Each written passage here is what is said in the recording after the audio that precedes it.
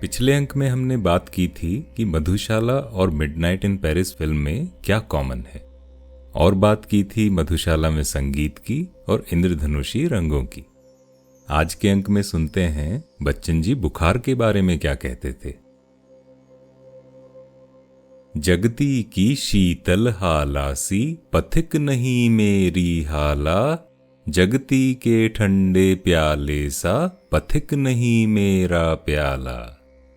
जगती की शीतल हाला सी पथिक नहीं मेरी हाला, जगती के ठंडे प्याले सा पथिक नहीं मेरा प्याला। कवि कहते हैं कि मेरी हाला में शीतलता जैसा कुछ भी नहीं है और ना ही इस प्याले में कोई ठंडक है। ज्वाल सुरा जलते प्याले में दग्ध हृदय की कविता है, जलने से भयभीत न जो हो आए मेरी मधुशाला। ज्वाल सुरा जलते प्याले में दग्ध हृदय की कविता है, जलने से भयभीत न जो हो आए मेरी मधुशाला। मधुशाला अपने प्रेमी को, जो यहाँ एक पथिक है, जैसे चुनौती देती है, चैलेंज करती है। जैसे मुस्तफा जैदी का एक शेर है, इन्हीं पत्थरों पे चल के अगर आ सको तो आओ, मेरे घर के रास्ते में कोई कहकशां नहीं है।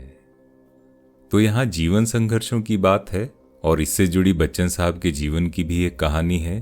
बच्चन जी एक फिलॉसफी पर अमल करते थे कि बीमार होना अपराध है। हमें जो शरीर दिया गया है उसे अगर हम स्वस्थ ना रख सकें तो हम अपराधी तो हैं और अपराधी को दंड देना चाहिए। बच्चन जी कहते हैं, जब कभी छोटी मोटी बीमारी होती, जुकाम, खांसी, बुखार, सर दर्द, तो मैं खाट पर नहीं लेटता था और ज्यादा अपने से काम लेता था। एकदम जलते तपते बुखार में रात की ट्यूशनों पर जाना, बुखार की गर्मी और तेजी में तो और जोश के साथ पढ़ाता। मजदूरी करके अपनी रोटी कमाने वाले को बीमार पड़ने का क्या अधिकार है? बीमारी अमीरों की वफादार है, गरीबों को उसे अपने पीछे नहीं लगाना चाहिए। कवि आगे कहते हैं, लिखने में तो ऊंचा बुखार मुझे सब तरह से सहायक, प्रेरक और प्रोत्साहक लगता।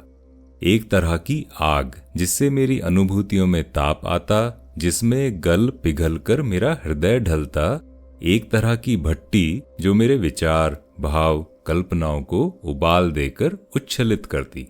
इसीलिए कहा ना, जगती की शीतल हाला सी पथिक नहीं मेरी हाला, जगती के ठंडे प्याले सा पथिक नहीं मेरा प्याला। यहाँ तो दिल में आग है और आग से एक कविता निकली है। कवि की फिलॉसफी है कि अगर बुखार आपको लगने की कोशिश करे तो आप जाके बुखार को ही लग जाओ, और हम सबके परिवार में एक ना एक ऐसा वीर बहादुर अवश्य होता ही होता है। हमारे जो बड़े बुजुर्ग होते हैं उनकी तो एक तरह से प्रैक्टिस भी होती है कि जब बुखार उखार हो तब भी उनको ठंडे पानी से नहाना होता है। लेकिन संभल कर रहें, आजकल कोरोना काल है, हल्का सा भी बुखार है तो कतई कोई लापरवाही नहीं करनी चाहिए। तुरंत टेस्ट करवाएं और उपचार शुरू करें। अब आगे सुनते हैं शिव की प्रतिमा की बात। 1977 की बात है। बच्चन साहब का अल्सर का ऑपरेशन हुआ था और घुटनों में भी तकलीफ थी। वो काफी वक्त तक बिस्तर पर ही पड़े रहे थे और सारा परिवार देखभाल में जुटा था।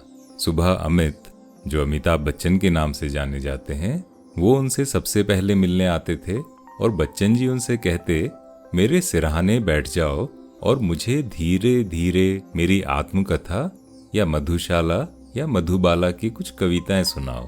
बच्चन जी कहते हैं, और सुनते सुनते मैं अतीत की कितनी स्मृतियों में खो जाता।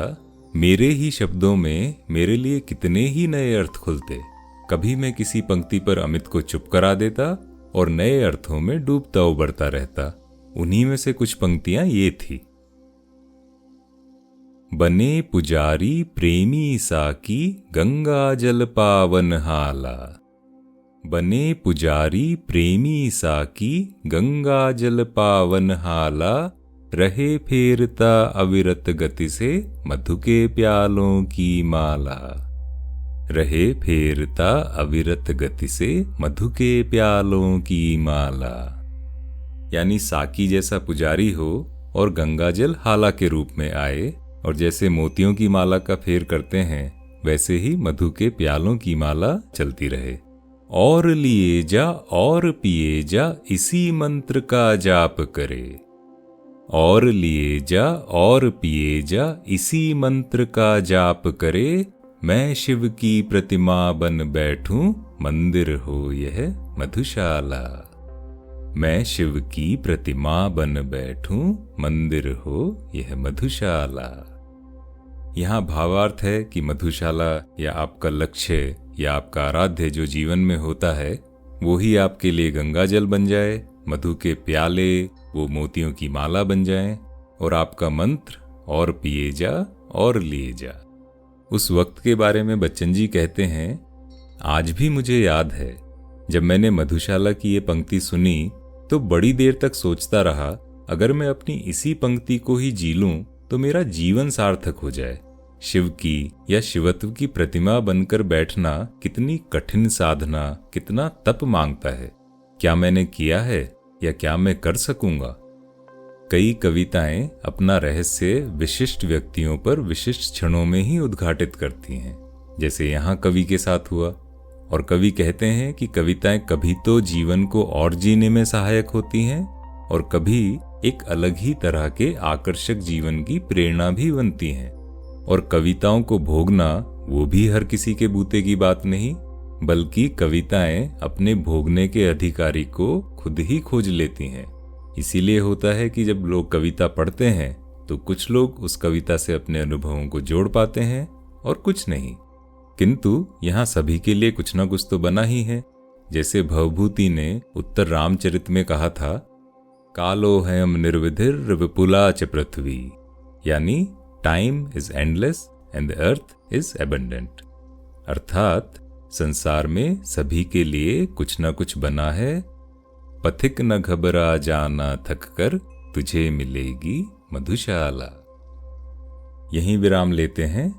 अगले अंक में हम बात करेंगे कि मधुशाला धर्म और जाति के बारे में क्या कहती है, और जब गांधी जी ने मधुशाला के बारे में सुना तो उनकी क्या प्रतिक्रिया थी।